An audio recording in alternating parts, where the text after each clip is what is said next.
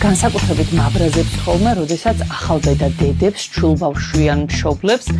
უკიჟინებენ ხოლმე დეიდაბიცოლები, როგორ უნდა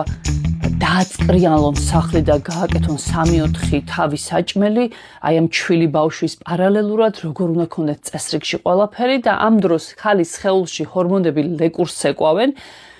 ქალს ყველაფერის ტკივა, ეგუება ახალ ამპლუას, ეს ბავშვი თავის მხრივ ყურადღებას მოითხოვს და პლუს ამას ეს სტრესები და ეს ვალდებულებები, რომელსაც გამუდმებით ახსენებენ და კიდევ რომ გიყვებიან თავის მხრივ როგორ გაზარდეს 10 შვილი, პარალელურად როგორ დაწერეს 80 დისერტაცია, როგორ ჩამოიტანეს რაღაც თვარიდან რაღაც დანადგარი, როგორ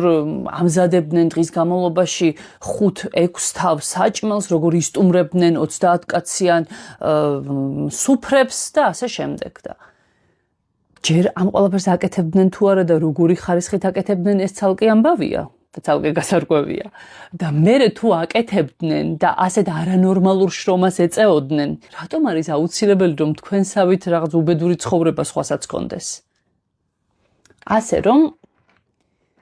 დიდად დაისტრესავთ თავს თუ მსგავსი კატეგორიის ახლობლები ყავთ ირგვლივ.